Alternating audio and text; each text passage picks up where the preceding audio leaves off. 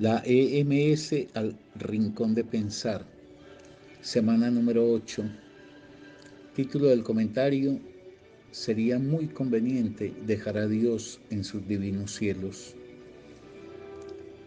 Quiero usar como epígrafe precisamente estas palabras de Freud, pero ya completas, de tal manera que nos permitan ingresar a la reflexión que quiero proponer.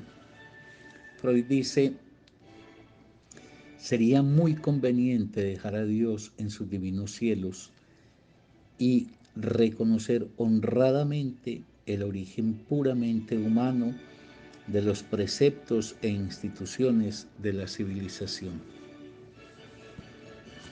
Esta frase de Freud yo quiero tomarla como una frase conductora de lo que voy a proponer, porque ahí están contenidas dos cosas. De un lado, con esa imagen sería muy conveniente dejar a Dios en sus divinos cielos, quiere decir deshagámonos de esa referencia. Pero segundo, entonces, ¿cómo hemos de vivir si ya no tenemos ese punto de determinación que imaginariamente le asignábamos a Dios? Vamos a ver eso, cómo lo podemos articular. Y en este trabajo que me corresponde a mí, que es tratar de mostrar que los diversos seminarios que viene adelantando la escuela son seminarios que no son ínsulas, sino que tienen los puentes de conexión, puentes además de necesidad entre los distintos pensadores. Voy a hacer uso de esa frase de Freud para sustentar en parte lo principal que quiero formular hoy. Quienes hemos venido pues recorriendo el conjunto del trabajo de la EMS, tenemos claro que nos hemos propuesto un problema muy importante, un problema que ha sido objeto de mucha atención desde hace mucho tiempo, pero que no deja de ser muy importante y muy necesario de ser meditado, y es el problema de la religión. Es un problema central. La vida, la que hacemos los seres humanos, no es un paquete de saberes. La vida no se puede condensar en los saberes, no se puede decir es que mi vida es este saber que detento. Los saberes deben servir a la vida, eso es otra cosa totalmente distinta. Los saberes están para entender lo que es más complejo, lo que incluso tiene mucho de inacible, que es la vida misma. Los saberes son como herramientas con las que hacemos lo que se puede para poder entender algo que, valga la redundancia, es tan vivo, la vida, que no tenemos finalmente cómo acotarla de manera definitiva o cómo establecer un entendimiento diáfano de ella, pero los saberes son imprescindibles. Nosotros nos hemos preguntado por un asunto que es muy importante en la historia de la humanidad y en la vida de mucha gente, y es la religión. Y acorde con la concepción que tenemos en la escuela de que no hay ningún pensador que sea exclusivo, sino que los pensadores hacen trabajos en zonas específicas, y el reto que tenemos quienes los estudiamos es cómo encontramos las líneas de contacto entre ellos. Hoy quiero proponer a la reflexión de ustedes lo siguiente: si el problema es la religión, esos pensadores en los que nosotros nos estamos apoyando nos aportan elementos para dar cuenta del fenómeno religioso sin que ninguno de esos pensadores agote por sí mismo y exclusivamente por cuenta suya el asunto. Por ejemplo, Nietzsche va a plantear un problema de la religión que es muy importante, cómo la religión deriva en ser una moral que define una actitud ante la vida y por ende una valoración de la vida específica. Entonces la religión es una fuerza que logra constituirse en modeladora de una posición moral ante la existencia. Por ende, el escudriñamiento de Nietzsche es al cristianismo en la vertiente cristiana de la moral que configura Marx. Y creo que el texto que hemos estudiado para esta semana, que realmente proviene pues de Engels, aunque como bien lo sostiene Santiago, el coordinador del seminario de Marx, yo creo que terminaremos por hablar de un solo significante, Marx-Engels, porque de verdad entre ellos no solamente hubo una gran afinidad de amistad, sino una gran afinidad teórica. Al punto que es muy difícil a veces saber dónde comienza lo que es del uno o lo que es del otro, etc. En el trabajo de Engels, trabajo en mi opinión magnífico que hace sobre la guerra campesina alemana, la del siglo XVI, hay un aporte fundamental al entendimiento de la religión. Obsérvese bien, ya lo que está abordando Engels no es el problema moral o ético, es el problema político. Es la comprensión de un fenómeno histórico en relación al poder y qué lugar ocupa ya la religión ahí. Entonces, así como no se le podría pedir a Nietzsche que copara el papel que juega la religión en el escenario social y político, no se le puede pedir a Engels o a Marx que resuelvan el tema de la ética. Pero otro tanto es Freud. Freud lo que viene a plantear es cuáles son las condiciones de posibilidad que permiten que el sujeto se entregue a la fantasía de Dios, a la ilusión religiosa. Entonces noten que se trata del problema de la religión atacado desde tres frentes. Estoy mencionando a estos y enseguida menciono otros dos. Atacado ese problema religioso desde tres frentes, cada frente con un respectivo dominio suyo. Entonces, mientras Freud dice, la religión resuelve una problemática del sujeto y por ende sitúa nuestra mirada sobre el problema de la subjetividad como un problema crucial, fundamental. Eso no lo puede explicar Nietzsche ni lo explica Marx, eso lo explica Freud. Pero al mismo tiempo, si la religión se ha convertido en una fuerza social de intervención sobre los derroteros de la humanidad, entonces Nietzsche viene y dice, sí, pero en el caso de la religión cristiana tenemos 2000 años a cuenta de una moral específica que nos ha regido. Y viene el otro y dice, pero la religión no es un alma ingenua que circula en el mundo, es una fuerza de intervención sobre las formas concretas de poder. Por ende, es necesario que esos tres pensadores sean reconocidos en su singularidad, en la particularidad del dominio que abordan, en los caracteres propios de los recursos de conocimiento que implementan. Pero lo mismo podríamos decir de otros dos seminarios, porque por hoy no voy a comentar el seminario de literatura, aunque perfectamente lo podría anexar al seminario de poesía en lo que frente al problema de la religión nos pueden ofrecer las expresiones del arte, como por ejemplo la cuentística y la poesía. Pero entonces, si tengo presente a Marx, a Nietzsche y a Freud, ahora quiero hacer una mención a Estanislao Zuleta. Estanislao Zuleta nos ofrece unos elementos que respecto a la religión tienen esta importancia. Ante la famosa pregunta, ¿y cómo hemos de vivir sin Dios? ¿Es posible vivir sin Dios? Que ahorita que matice cada uno de estos seminarios mostraré qué es lo que Freud intenta responder en el pasaje que hemos estudiado. ¿Se puede vivir sin Dios? ¿Es posible sustentar la vida humana sin Dios? Y Estanislao Zuleta echa mano de un elemento que proviniendo de Grecia, la racionalidad, es esa herramienta. Hay otras como el arte, etcétera, pero la racionalidad es una herramienta que tiene la criatura humana para que desde su desvalimiento pueda de un lado reconocer, de otro lado asumir y de otra parte encarar el destino trágico que le corresponde en suerte vivir. Trágico porque es una criatura que tiene conciencia de su destino mortal y de que todo lo que haga en la vida estará condenado irremisiblemente, tanto en lo personal como en lo colectivo, a deshacerse.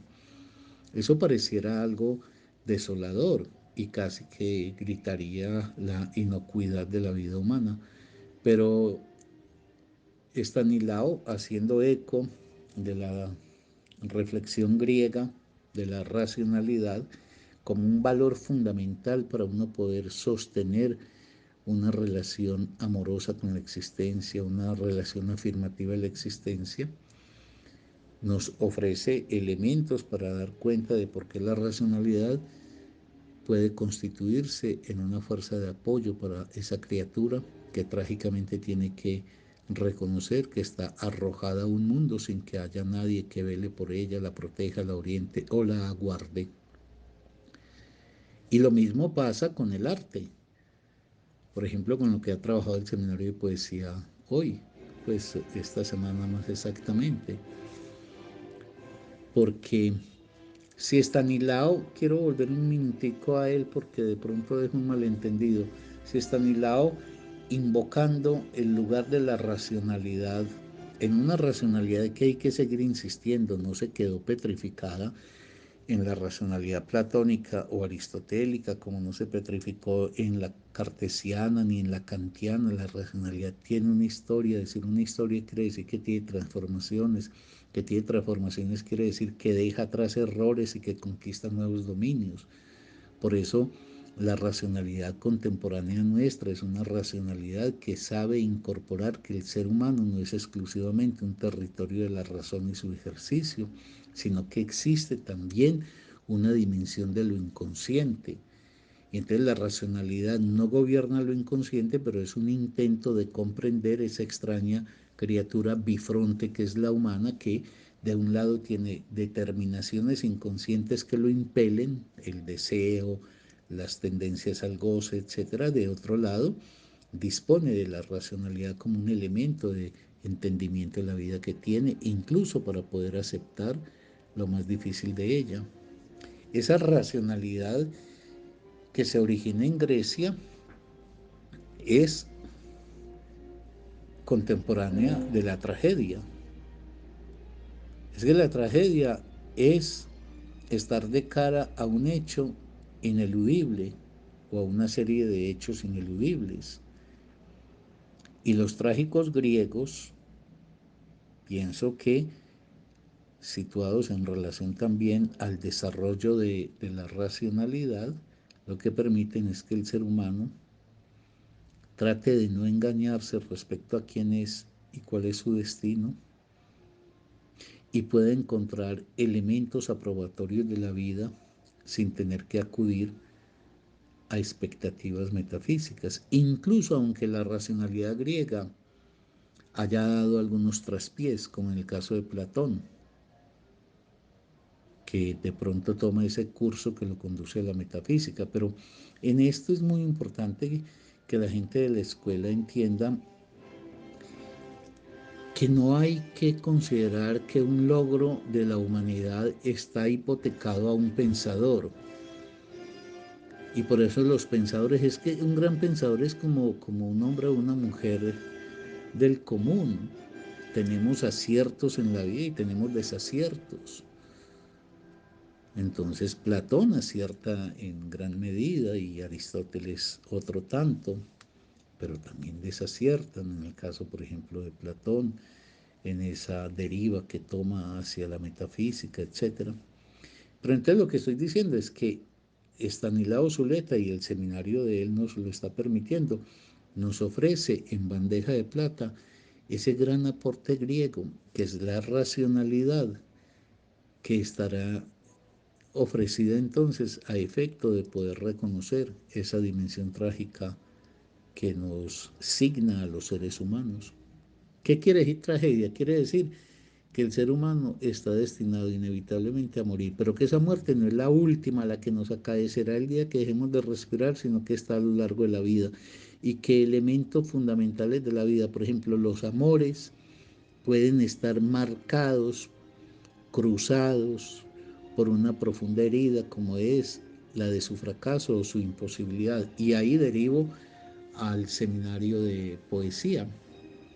El seminario de poesía nos ha ofrecido en esta semana la lectura de esa extraordinaria poeta que es Sor Juana Inés de la Cruz.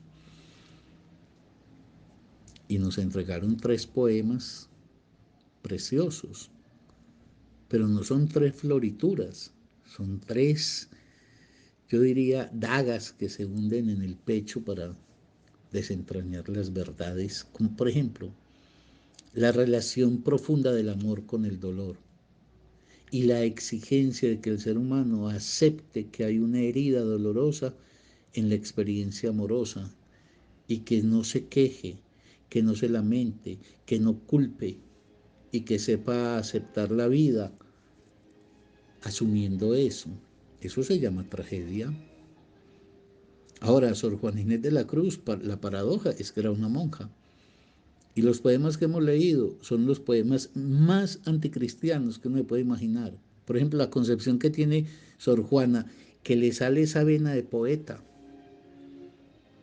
Es decir, que tiene esa sensibilidad y ese don para dar cuenta de rasgos humanos fundamentales. Lo que hace Sor Juana Inés es mostrar un amor, insisto, el más anticristiano de los cristianos, porque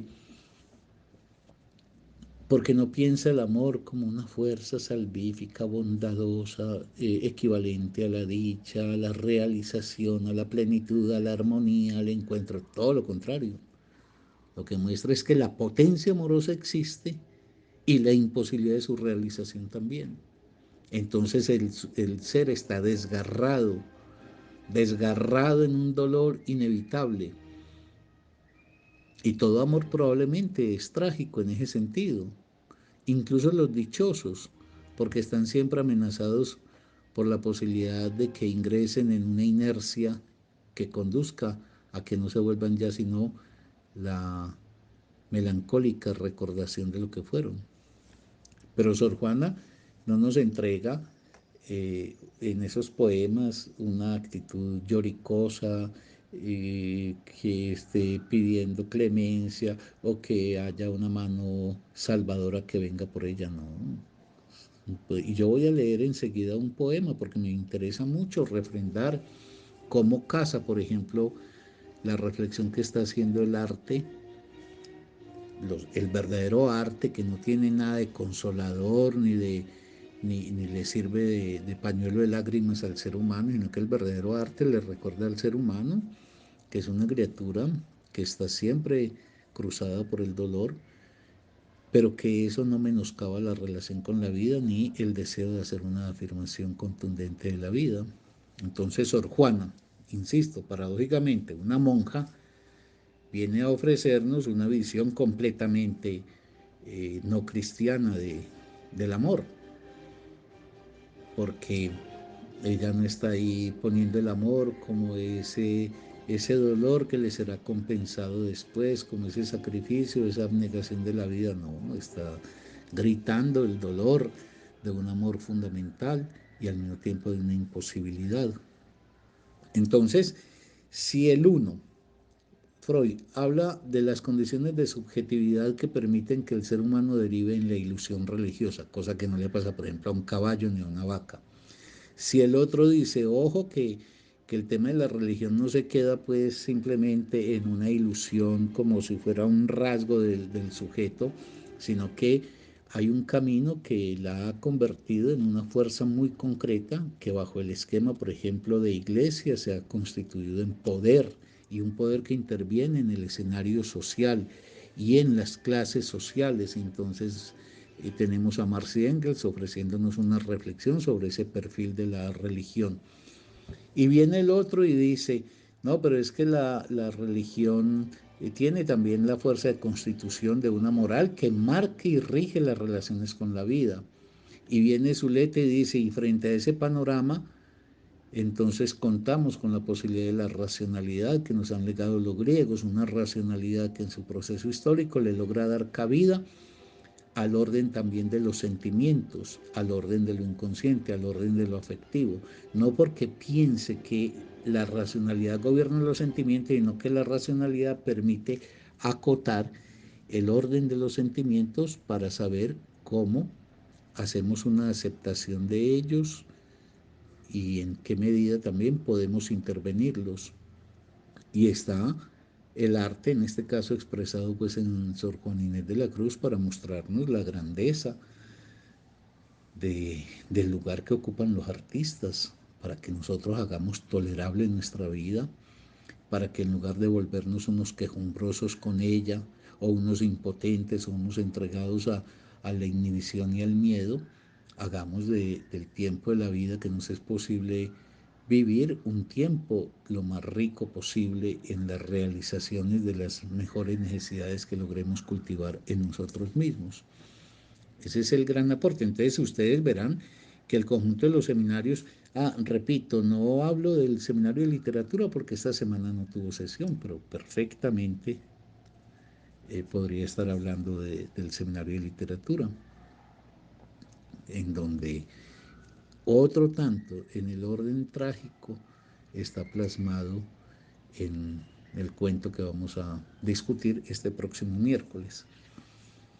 Entonces lo que me interesa es mostrarles que estos seminarios todos están interviniendo sobre un hecho central que es la vida humana como experiencia individual, subjetiva y colectiva. Que ningún saber se antepone a la vida, sino que es la vida la que está por delante de todos los saberes y les reclama que ellos traten de entender los rasgos que la caracterizan para que la vida nos sea más vivible a los seres humanos, pero no solamente en términos de que la aceptemos en las coordenadas concretas y materiales que nos definen, sino para que esa vida que tenemos, que es además la única, nunca hay que olvidarlo, la podamos llevar a las mejores realizaciones posibles de cada uno. Entonces, los pensadores trabajan como si fueran labradores de campo en lugares específicos, y esos lugares específicos conciernen, sin embargo, entre ellos. Por ende, cuando terminamos una semana como la que hemos terminado, lo que uno tiene es la vivencia de que el fenómeno religioso está mejor capturado en los procesos que el sujeto, que caracterizan al sujeto para que éste se haga la ilusión religiosa, en los efectos que bajo la forma de iglesia terminan generando un factor de poder en el escenario de las clases sociales y sus luchas. Y como una fuerza constituyente de la posición ante la vida que rige la moral nuestra. Pero viene el otro y nos dice, sí, pero tenemos por fortuna esta criatura desvalida que no tiene quien la ampare, la protege, ni tiene un destino que le augure ninguna eternidad y mucho menos pues celestial. Tenemos a nuestro favor el poder de la racionalidad, de una racionalidad que no niega, sino que por el contrario sabe comprender la existencia de esa otra escena del ser humano que es la escena de lo inconsciente. Y vienen los artistas y nos plasman lo que es la vida humana y nos lo plasman de una manera tan fehaciente como lo hace esta extraordinaria poeta que es Sor Juana Inés, y nos recuerda que la tragedia está en el más común de los comunes, pero que en el más común de los comunes puede también enaltecerse inmensamente la riqueza del ser humano, su capacidad de afirmar la vida con dignidad, sin lamentos y sin lloros, sin imploraciones y sin esperanzas salvíficas, sino que la única salvación está en lo que somos capaces de hacer nosotros con esta vida y aceptar el destino trágico que inevitablemente nos surca y nos cruza, pues. Voy entonces enseguida a hacer una lectura del poema de Sor Juana Inés de la Cruz, un poquito para que puedan ubicar quienes me están escuchando la pertinencia de lo que acabo de decir, en este caso concreto, en relación al fenómeno artístico.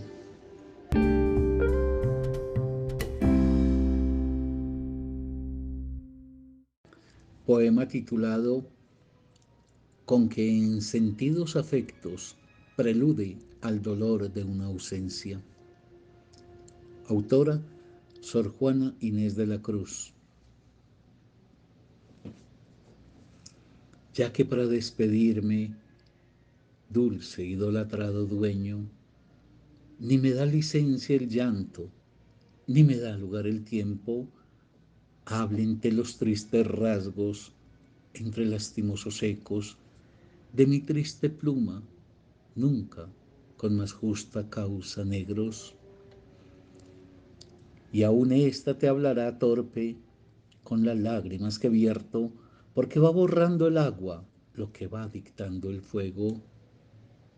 Hablar me impiden mis ojos, y es que se anticipan ellos, viendo lo que he de decirte, a decirte lo primero. Oye la elocuencia muda que hay en mi dolor, sirviendo los suspiros de palabras, las lágrimas de conceptos. Mira la fiera borrasca que pasa en el mar del pecho, donde zozobran, turbados, mis confusos pensamientos.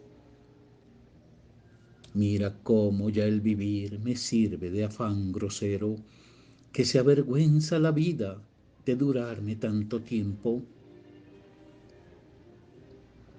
Mira la muerte que esquiva, huye porque la deseo, que aún la muerte, si es buscada, se quiere subir de precio. Mira como el cuerpo amante, rendido a tanto tormento, siendo en lo demás cadáver, solo en el sentir es cuerpo. Mira como el alma misma aún teme en su ser exento que quiera el dolor violar la inmunidad de lo eterno.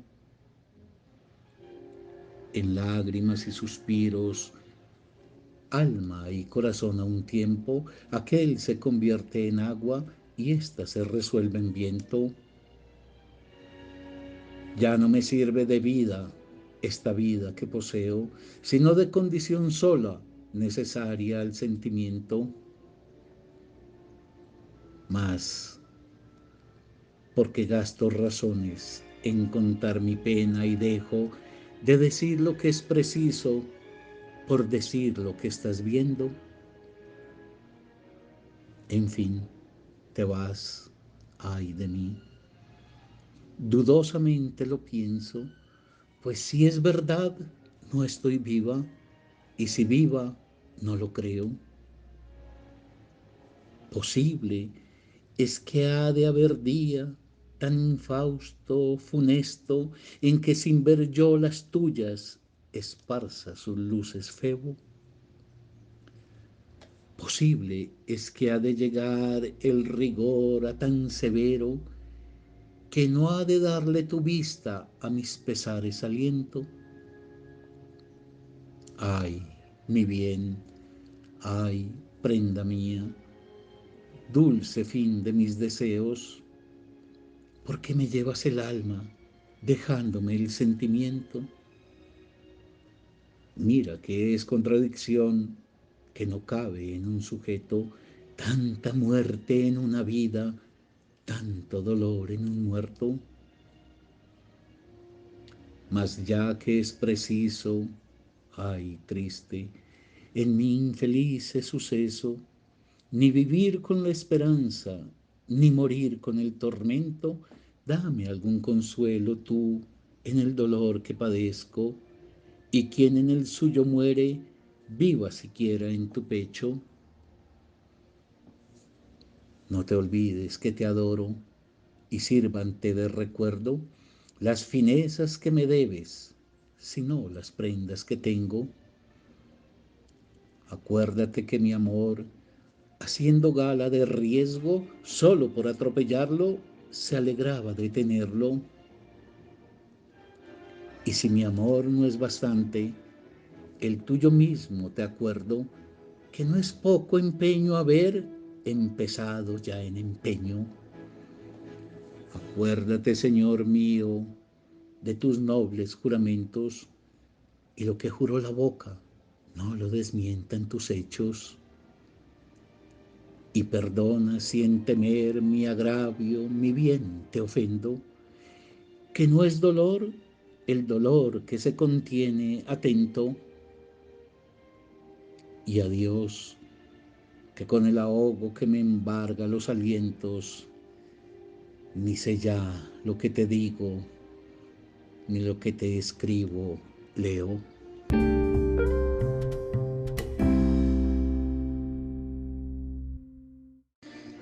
Después de palabras pues tan maravillosamente hermosas y al mismo tiempo profundas y dolorosas, como las de Sor Juana Inés de la Cruz, me interesa comenzar a tejer la relación entre estos pensadores sobre ese contexto que nos ha ofrecido Sor Juana. La vida está cruzada por el sufrimiento.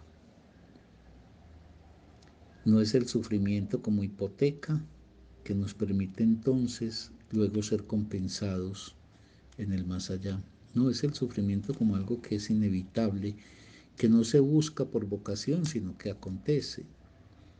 Pero ¿qué es la respuesta ante el sufrimiento? Lo que va a caracterizar la envergadura, el valor de un ser humano. Freud nos ha dicho esta semana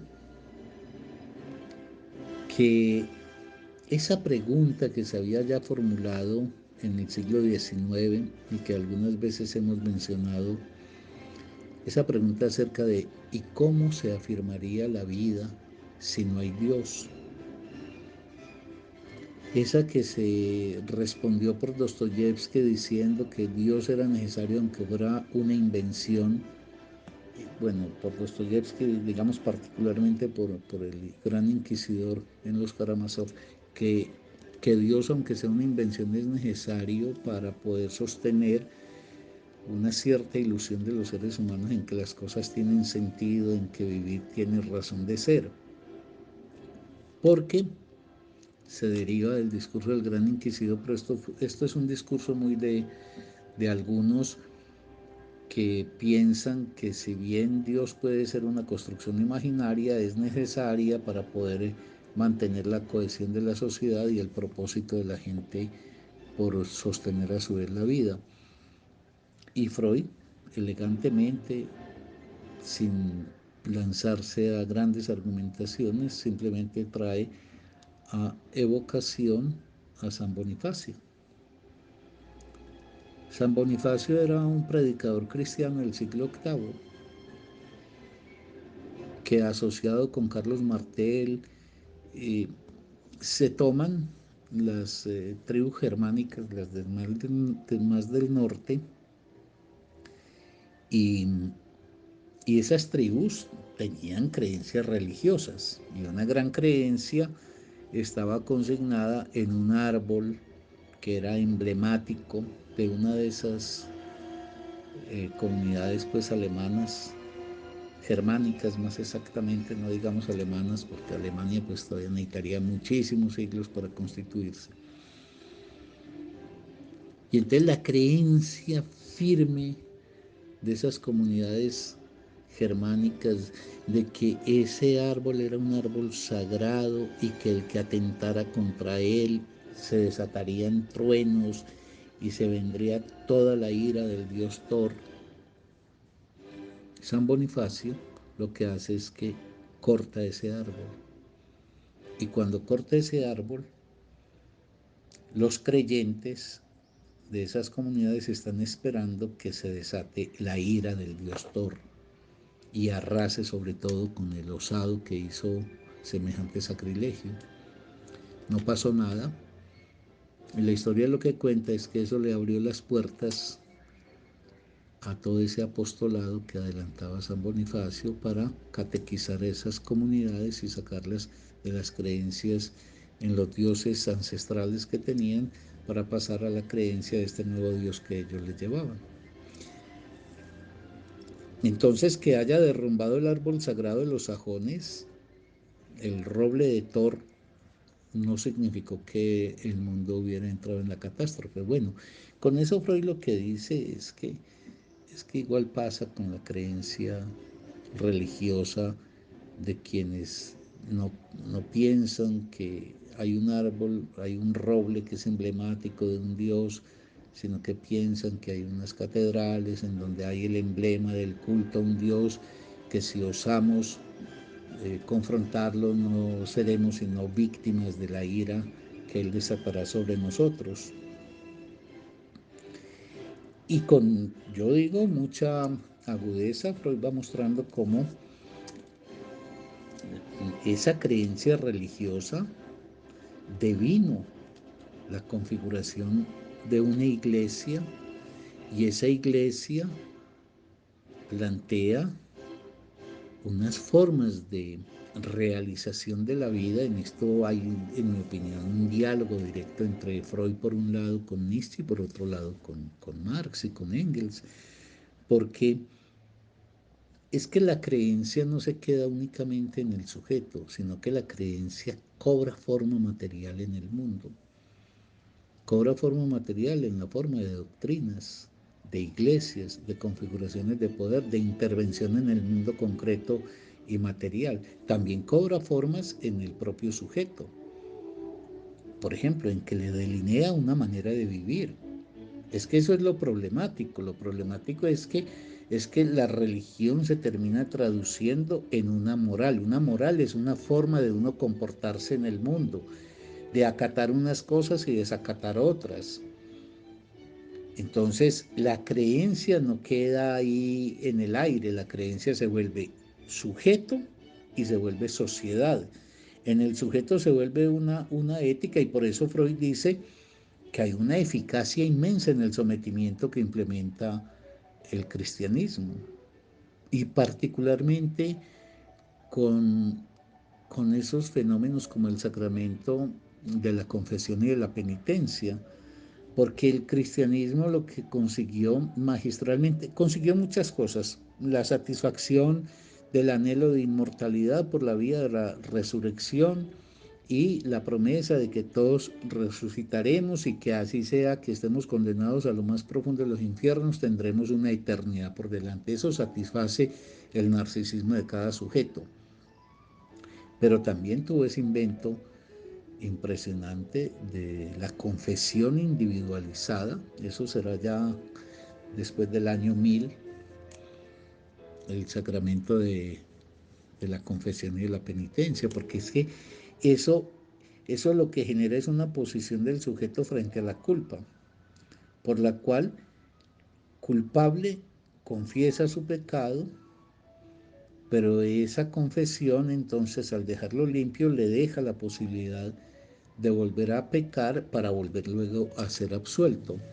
Ese es el correaje que es altamente eficaz, porque no hunde al sujeto en una culpa sin salida y no lo libera a un comportamiento sin control. Entonces, mantiene una lógica por la cual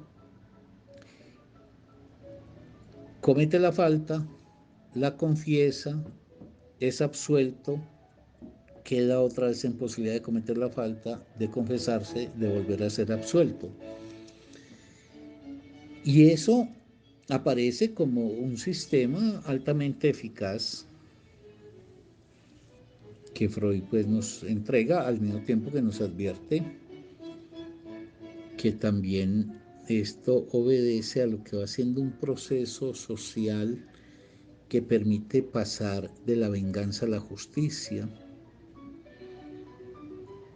es decir, de la comisión de una falta, por ejemplo, en el vínculo social,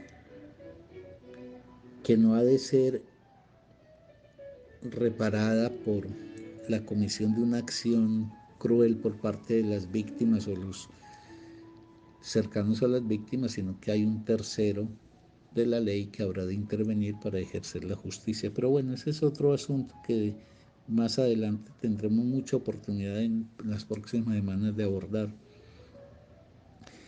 Y Freud nos conduce, fíjense que está en función del tema religioso. Él nos va conduciendo a una pregunta que es sustantiva y que es fundamental. ¿Cuál es el origen del lazo social?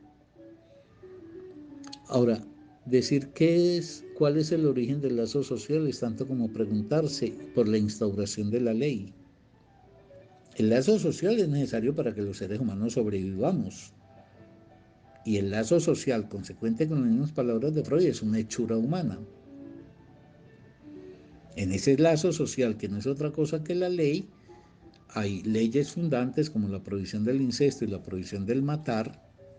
La prohibición del incesto es la que abre el camino a las leyes del parentesco o a los lazos de parentesco más exactamente. Y la prohibición de matar. Entonces Freud especula con cuál es el origen entonces de esa ley que es constituyente del lazo social.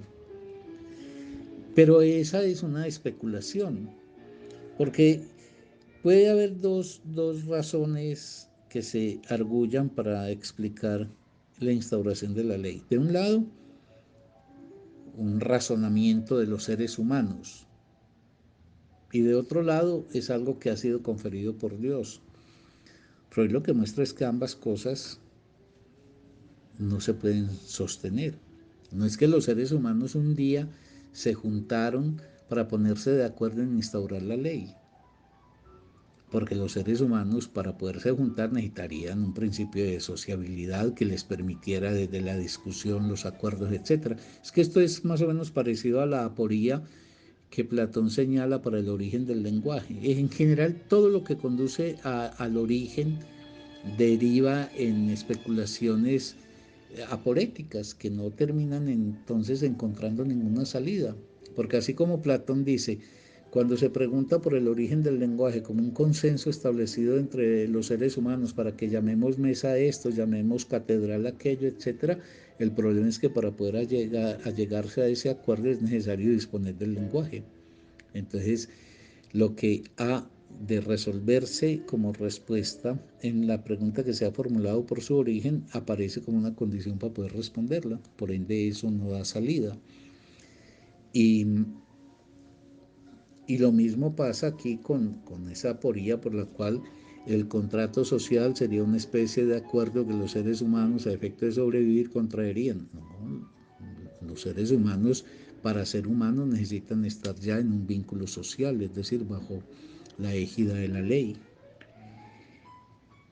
Y la proyección hacia Dios es una proyección fallida también, porque es que con Dios hay un problema fundamental y que en general es el problema de las creencias, es que eso no tiene prueba alguna. Es que el problema con la creencia es que la creencia no tiene cómo probarse. Y ahora cuando conecte esto con lo de Nietzsche, pues será mucho más claro. Entonces, Freud, como encuentra que ni Dios ni, ni la razón fueron los que instituyeron el lazo social, valga decir, la vigencia de la ley entre los seres humanos para garantizar que estos coarten impulsos, por ejemplo, destructivos entre ellos, etc., Freud acude a un mito. Ojo, en Freud hay muchas cosas. Yo soy muy cansón en repetir que a los grandes pensadores hay que mirarlos en sus propios procesos históricos. Eso es como la vida de los que somos comunes y corrientes. Uno decía cosas que después tuvo que revisar y superar y así hay que mirar a los grandes pensadores. Un gran pensador como Freud es alguien que va horadando un camino, horadando una piedra más bien, pero que muchas veces se equivoca el golpe. Entonces Freud, dado que no es posible dar una explicación por el problema del origen de la ley, del lazo social, porque no se le puede asignar ni a un ejercicio de la razón de los individuos, pero tampoco a un asunto relativo a un Dios que no tendría prueba, Freud acude a un mito, que es el mito de Totem y Tabú, a una explicación mítica. Ahí pues no me voy a quedar porque sería muy largo, pero hay que decir taxativamente, Totem y Tabú no es un texto antropológico. Freud lo pretendió, pero después eso es claro que eso no tiene ningún tipo de validez en términos antropológicos. Pero Lacan, por ejemplo, señala lo que importa es el modelo lógico de explicación. ¿Qué es un modelo lógico de explicación que acude a una explicación de orden mítico? No que Freud invoca que creamos en eso y hagamos culto de eso. Es cómo construimos una forma lógica de dar cuenta de algo, aunque incluso no tengamos forma de probación. Eh, Totem y Tabú, la muerte del padre primordial por la sublevación de los hijos ante el despótico poder que este padre ejercía y luego la culpa subsecuente que los hijos tienen tras la comisión del homicidio sobre el padre, eso es una explicación mítica, lógica. Es decir, podemos encontrar ahí cómo entran en juego las pulsiones de muerte, pero al mismo tiempo como para evitar que esas pulsiones arrasen con el conjunto de la sociedad, entonces se regula por la ley, pero eso no es ni una explicación histórica ni una explicación antropológica. Es un punto de partida que podrá ser revisado, que si algún día se llegase a dar cuenta de cómo se configuró efectivamente el proceso que llevó a los seres humanos a ser comunidad, a ser sociedad, pues en su momento eso dejará lugar a la explicación que efectivamente se alcance. Esto es muy importante, no hay que evaluar a Totem y Tabú como una explicación científica, antropológica, etc. Es un modelo de explicación que está ahí como para decir, mire, el punto de partida no lo podemos todavía explicar y probablemente quizás nunca se explique, no se sabrá. Pero entonces, entre tanto, lo que sí podemos probar a partir de dar por sentado ese punto de partida es lo siguiente. Entonces, eso es como con el lenguaje. No se puede dar cuenta del origen del lenguaje. El origen del lenguaje no surgió porque un simio pronunció un gruñido y el otro le entendió ese gruñido como eso, pues eso es una imaginería simplista, porque las lenguas son estructuradas y muy complejamente estructuradas. Las lenguas tienen sistemas de sonidos validados o de fonemas más exactamente, y tienen sintaxis y tienen morfología y tienen semántica, y cada individuo que llega a la vida encuentra una lengua hecha. Entonces el problema del origen del lenguaje es otro problema que se hunde en las brumas de lo que hoy no podemos responder. Entonces se construye una hipótesis, que más no una hipótesis, se construye, por ejemplo, un mito acerca del origen del lenguaje. Ese mito, en el caso, por ejemplo, de Freud con Totem y Tabú, que versa sobre el origen de la ley, no quiere decir que vamos a rendirle culto como los pueblos primitivos a ese mito y vamos, no, quiere decir, mire, demos por sentado que ese punto debía haber funcionado en términos lógicos así para que esto sea, pero no es fehaciente que eso sucedió así. Simplemente no podemos pensar sino a partir de ese acontecimiento. Si quieren otro ejemplo, es como el Big Bang. Eh, Demos por sentado que aconteció, ¿vale? Y por sentado que aconteció a partir de otra cosa que precedía, pero no sabemos qué precedía. Entonces, arranquemos con ese punto de partida, démoslo por sentado, no sabemos explicar qué fue lo que pasó para que hubiera hecho explosión un punto insignificante y de ahí derivara un universo de las magnitudes que tenemos, o muchos universos, en fin, todo eso que la física señala. Entonces es muy importante que una reflexión como la freudiana en Totem y Tabú no se confunda con un trabajo antropológico, sino que es un modelo ideal que puede ser perfectamente destituido en el momento en que el conocimiento fehaciente dé cuenta de qué fue lo que efectivamente pasó. pero mientras tanto tenemos que trabajar con lo subsecuente. Ahora, ahí aparece también la aportación fundamental que va a ser Marx, y particularmente en este caso pues por vía de Engels. Pero antecitos una última cosa que se me estaba escapando con relación al aporte que hace Freud. Invocar ese problema del origen nos implica también, miren, saber soportar que no sabemos,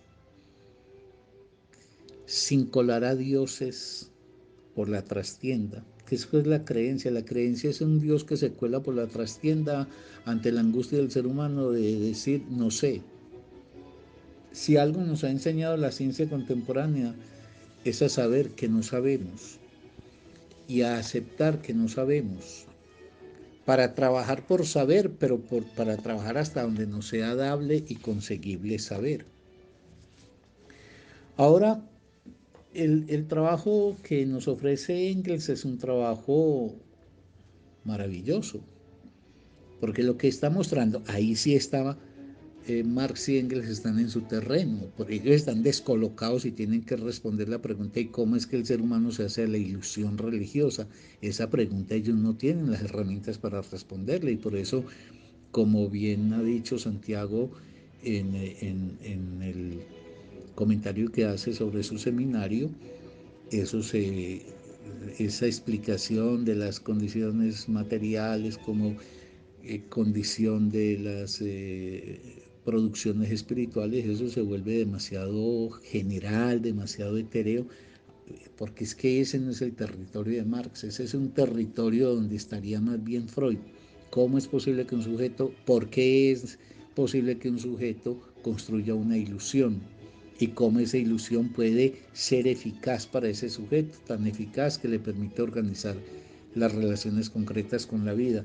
Pero Marx está en su terreno, Marx y Engels están en su terreno, por ejemplo, en este trabajo que han presentado sobre la lucha de las guerras campesinas en lo que ahora llamamos Alemania. Entonces no era Alemania, entonces eran un montón de principados pequeños, múltiples, que tenían en común la lengua alemana y en ese sentido la mitología alemana, etcétera, pero todavía no se habían configurado como un Estado nacional que centralizara eso. Eso hay que esperarlo hasta el siglo XIX, tras la guerra franco-prusiana y el triunfo ya propiamente de Prusia, que instaura, hace de cohesionadora de todo ese conjunto de principados que existían. ¿Qué es lo importante en el análisis de Marx y de Engels? Que nos dicen, mire, es que la religión se vuelve iglesia, la iglesia se vuelve poder, poder concreto, visible, tangible, y ese poder interviene en la lucha de las clases sociales. La religión opera como un factor ideológico, pero también como una fuerza concreta económico-política. Y entonces hace ese rastreo, en mi opinión, magnífico de lo que fue el papel de Lutero y el advenimiento del protestantismo, etcétera. Ahora no tengo tiempo, pero cuando él desglosa, Engels desglosa esos tres principales campos de la contienda alemana de entonces, el católico como lo que representa lo precedente, el reformista luterano que viene para darle aire y oxígeno al mundo burgués contra esa sociedad feudal, y el revolucionario bajo, digamos, la égida de un comunismo utópico, en el caso de los campesinos pobres liderados por Thomas Müntzer, etc. Hay una magistral descripción de lo que es ese conflicto y de cómo la religión opera como un elemento concreto que permite en un determinado momento pujar en función de la estructura de clases sociales que están en lucha por un lado especial según sea uno. Es evidente que hubo campesinos pobres que también respaldaron a Lutero, y no solamente al comienzo, sino siempre, y campesinos pobres que eran católicos y no abjuraban de eso, pero en lo general, el análisis histórico que es la vena donde se encuentran Marx y Engels, pues en lo suyo, lo que nos muestra es que la iglesia se configura en estructuras concretas, materiales, visibles de poder, que la religión no se queda en los dominios etéreos de la fantasía de la gente, sino que cobra presencia muy, muy concreta. Y ese análisis que realiza, yo creo que es un análisis realmente muy agudo, que muestra cómo pues fue un factor decisivo en la consolidación del capitalismo, en la represión a los sectores populares, tanto campesinos como proletarios, y en la eliminación del feudalismo. Entonces ahí tenemos una faceta de la creencia religiosa devenida a iglesia, la iglesia devenida a poder, y interviniendo en el escenario de las clases sociales en conflicto en el seno de lo que es el naciente capitalismo. Eso por el momento, pues, en este aspecto.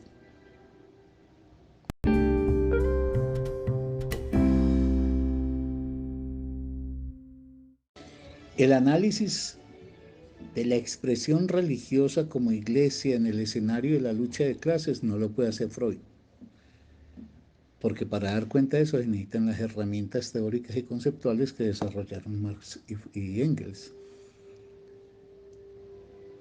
Pero el análisis que hace Freud de las condiciones que llevan a un sujeto a entregarse a la ilusión que significa la creencia, no lo puede hacer Marx y Engels, como ni Marx ni Engels ni Freud pueden explicar lo que explica Nietzsche, como Nietzsche no puede explicar los de estos, pero no están en una contradicción entre ellos, tampoco en un ensamblaje que permitirá una unidad cerrada y finalmente consumada. Son luces, luces que se proyectan para ir entendiendo un fenómeno que tiene múltiples manifestaciones, se expresa en el sujeto, se expresa en la moral, se expresa en la política.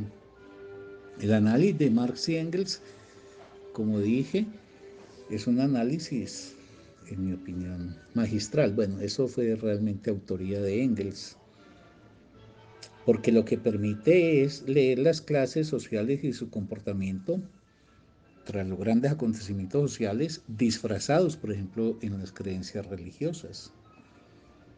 Y eso ellos lo han expresado en varias oportunidades, no solamente en las guerras campesinas alemanas del siglo XVI, sino también en los análisis que han hecho de la Revolución Francesa o de esas revoluciones subsecuentes a la Revolución Francesa, que fueron los contragolpes de la burguesía de los sectores feudales que en alianza con la burguesía le dan un golpe de gracia a la revolución jacobina, como la revolución de julio después de 1830 o la revolución de febrero. Es que Francia fue un escenario político fundamental, es una referencia fundamental en el siglo XIX, desde el siglo XVIII, en 1789 con la Revolución Francesa propiamente dicha, pero en 1815 es lo que digo yo, viene el contragolpe por el cual los Borbones, que habían sido depuestos con el guillotinamiento de Luis XVI, retoman el poder y establecen una alianza con esa burguesía que en la Revolución Francesa había estado aliada con el proletariado, pero que apenas el proletariado y los artesanos y los campesinos, particularmente artesanos y proletarios, intentan agudizar las consecuencias de la revolución triunfante, esa burguesía recula rápidamente y establece una alianza con los sectores, digamos, del viejo régimen. Es lo mismo que han mostrado con respecto a Alemania. Lutero desata la lucha que viene de la necesidad de todos esos principados, etcétera, de oponerse a un inmenso poder económico y militar que es el del Vaticano.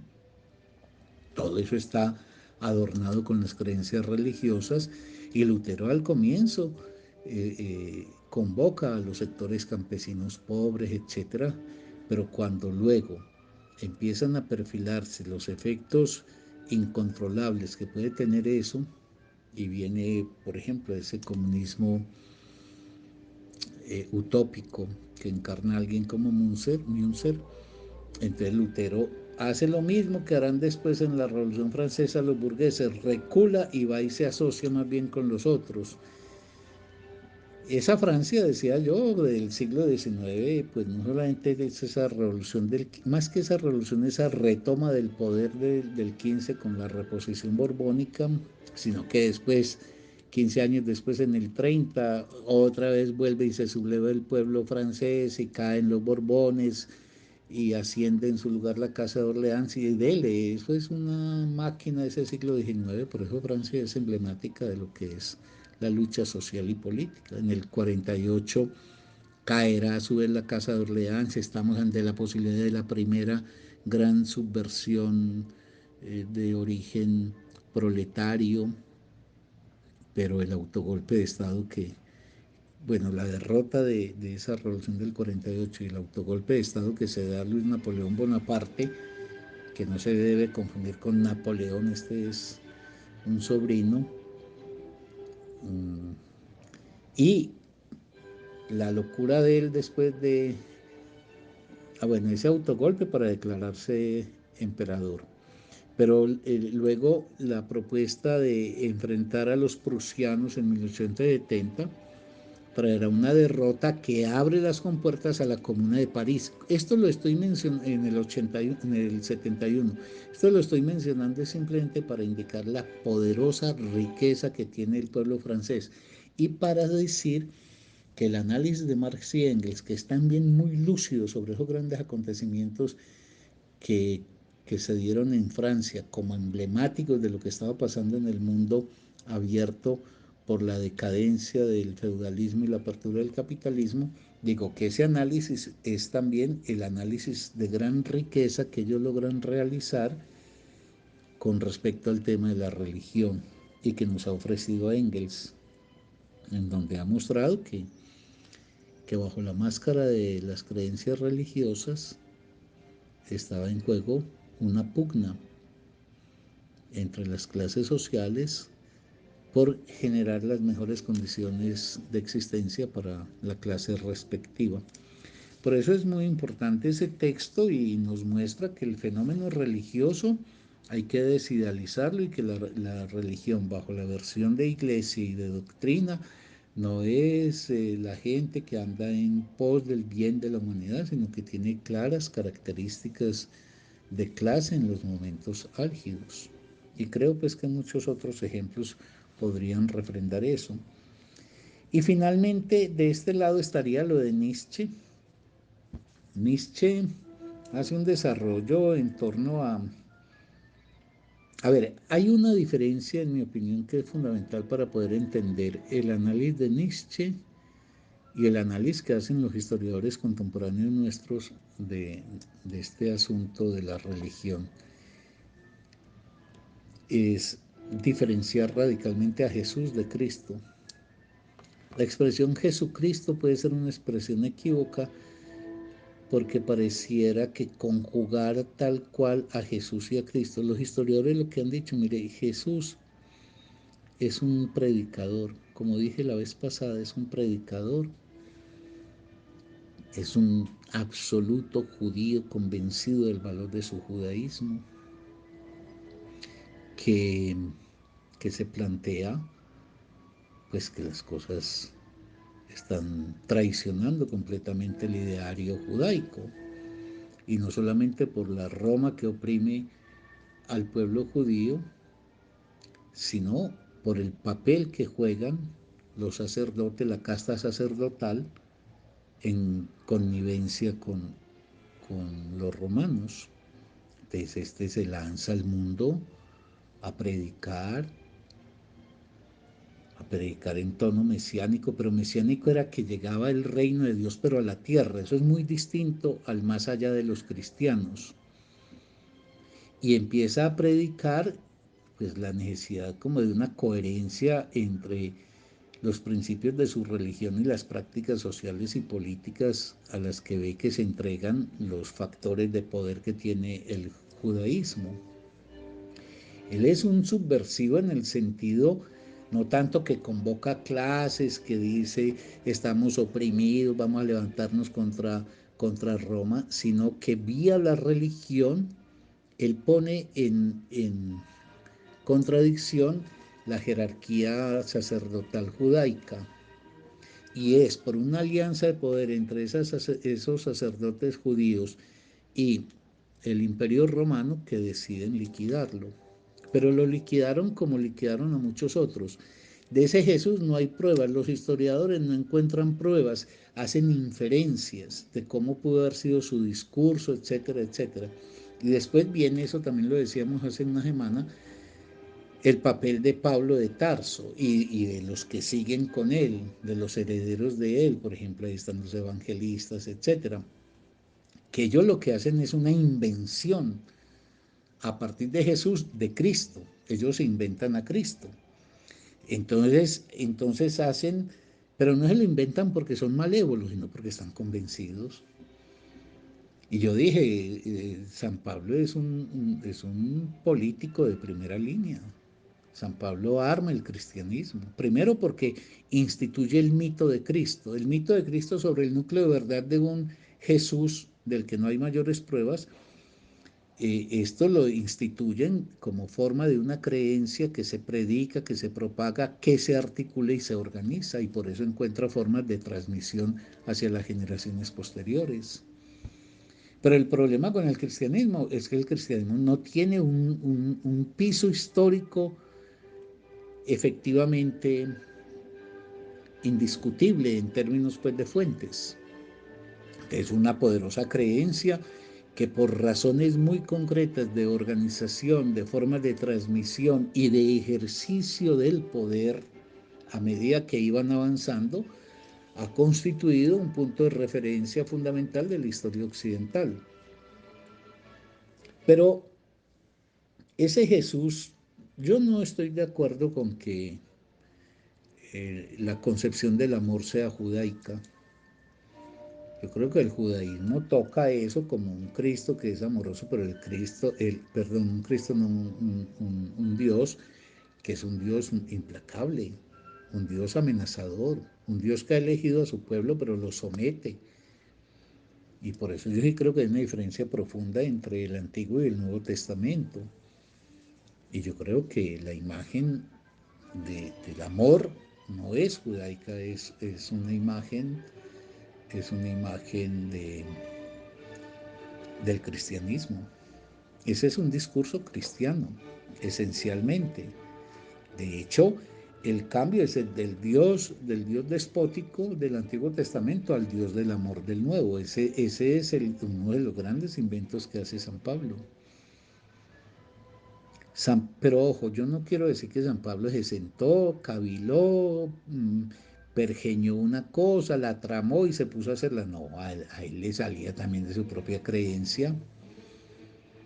Él había quedado bajo el carisma, digámoslo, de lo que se había transmitido de Jesús y él no controla mucho cuál es la fiabilidad de la creencia por donde él se empieza a deslizar y que él empieza a propagar con sus grandes dotes de organizador social y político. Pero las fuentes, por ejemplo, en que exponen sus creencias los cristianos, insisto, esas fuentes no tienen ninguna posibilidad de ser fidedignas en términos pues, de las exigencias que la historiografía reclama.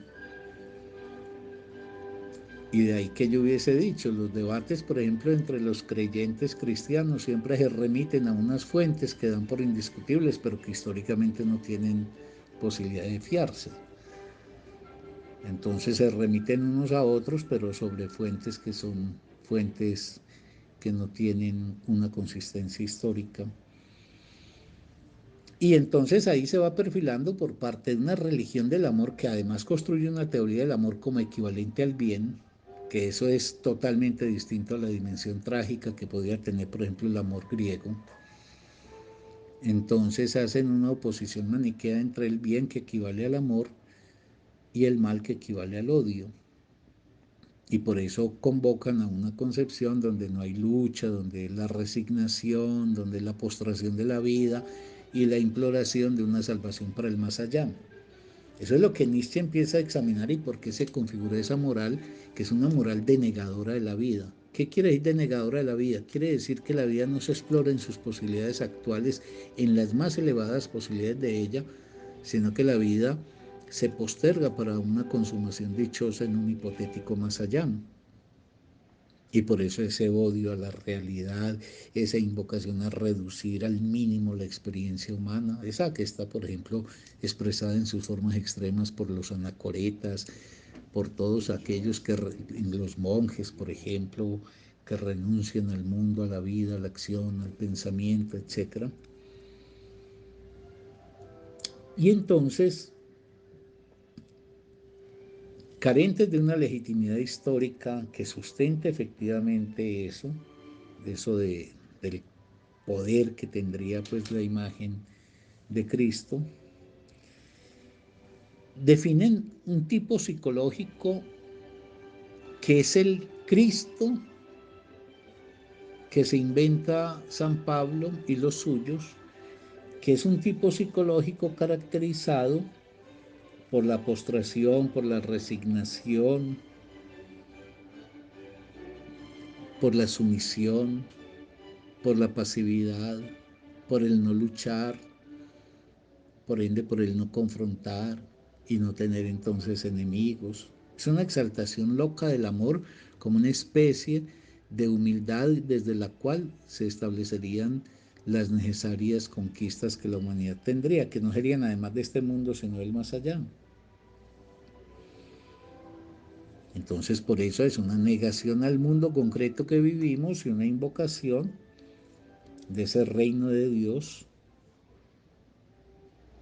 que aguardaría en la medida en que en este más acá nos aquietáramos y aceptáramos con resignación todos los males que se nos inflijan.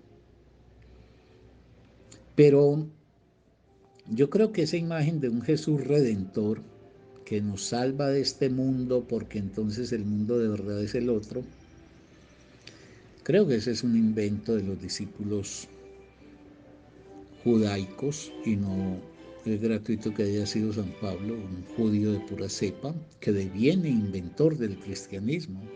Al cristianismo no lo fundó Jesús, al cristianismo lo fundó San Pablo, que hizo de Jesús la versión mítica ofrecida en términos de esa imagen pues, de Cristo.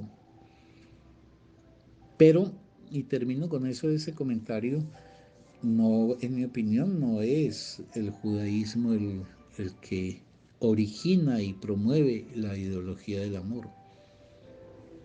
El amor es cristiano, pues el amor así propagado. Tan es así que es que los judíos eran un pueblo elegido, un pueblo selecto, un pueblo excluyente.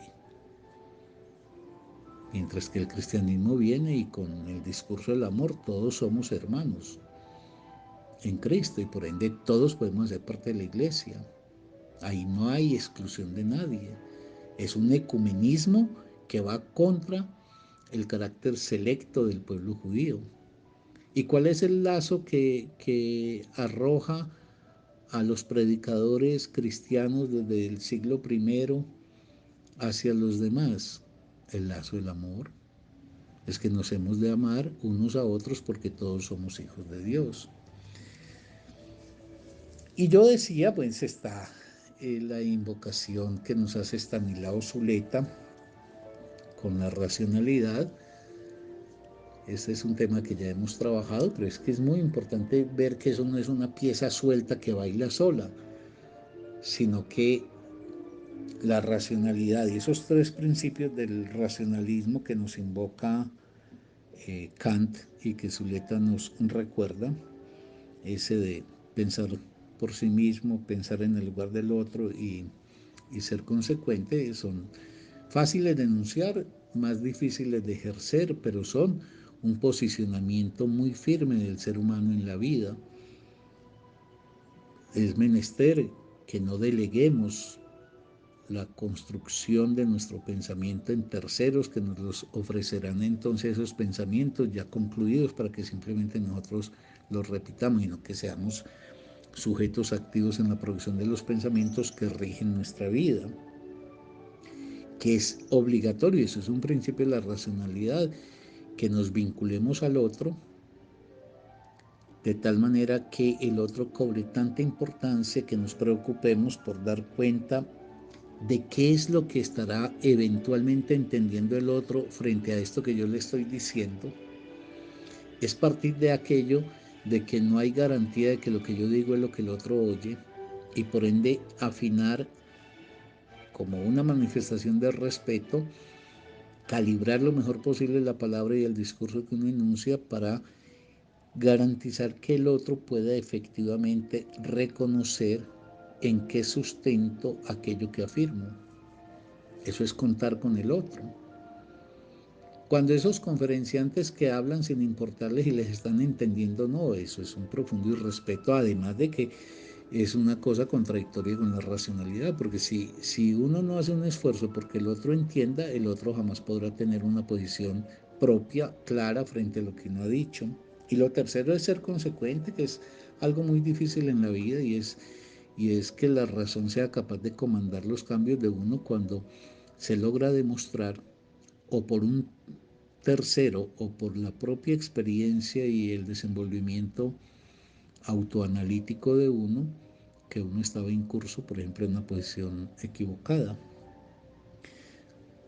¿Qué es la racionalidad? La posibilidad de encontrar entonces una explicación, una causalidad que esté efectivamente en condiciones de ser demostrada, que nos permita soportar la vida en el sentido de tolerar que no hay nadie que esté velando por nosotros, que no tenemos ningún destino posterior que nos aguarde, que no hay ninguna garantía de lo que somos, que la posibilidad de vivir es una posibilidad que es a su vez finita, tanto para uno como individuo como para la propia especie, y que la racionalidad es un instrumento potentísimo que nos permite ampliar el ámbito de las posibilidades de nuestra existencia. En eso, por ejemplo, el conocimiento es fundamental, pero la racionalidad también es decisiva para el encuentro, el vínculo con el otro, con el semejante, para que, digamos, hagamos tolerable la vida y por la vía de entenderla, la podamos volver más digerible allí donde ella es particularmente difícil para nosotros. Por eso esa racionalidad es un aporte fundamental que los griegos nos han hecho para poder valorar la vida en todo lo que ella es, defenderla en todo lo que le es posible y aceptar lo trágico de que estamos marcados ineluctablemente por dejar de ser, y que ese dejar de ser, y este es un avance de la racionalidad, no tiene ningún tipo de consuelo en un hipotético mundo posterior. Pero he de repetir que esa racionalidad no riñe con ese otro orden que es el de lo que no está regido por la racionalidad, como lucidez del conocimiento o claridad del pensamiento. Por ejemplo, la zona que llamaría Freud el orden de lo afectivo, donde juegan su papel los deseos, los goces, la pulsión de muerte, etcétera. Todo eso que no logramos controlar, pero que somos. La racionalidad proyecta luces sobre eso, insisto, no porque pretenda gobernarlo. Nunca la razón gobernará porque me enamoro de una mujer o de un hombre, según lo que fuere, si soy heterosexual u homosexual. Pero la racionalidad sí me permitirá, por ejemplo, entender para poder soportar mejor la angustia de un abandono. Y ahí es donde aparece con todo su poder, con toda su magnificencia, el papel del gran arte, como lo ejemplificaba con los poemas de Sor Juana Inés de la Cruz. Es que ahí estamos ante un sentimiento potentísimo de los que le da más fuerza y más alegría a la vida, el amor. Pero al mismo tiempo el amor está cruzado inevitablemente por la muerte, ya sea por la imposibilidad de concretar ese amor o por el fenecimiento de ese amor.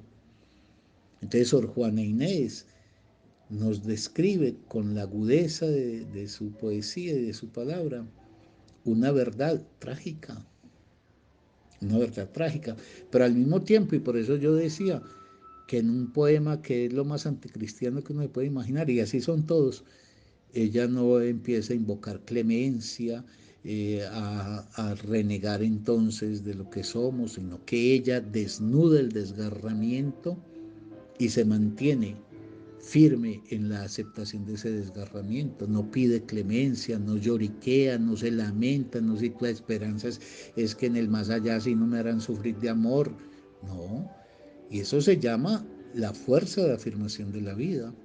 Entonces, como ven, frente al fenómeno religioso, circulamos por saberes que dialogan entre ellos, que se refuerzan entre ellos y que finalmente, como lo que importa es lo que dije al comienzo, es la vida y no el saber en sí mismo, esos saberes proyectan unas luces que le ayudan a uno a entender mejor esta vida que tenemos, a saber de sus limitaciones, a saber de sus destinos, pero también a saber del valor de ella.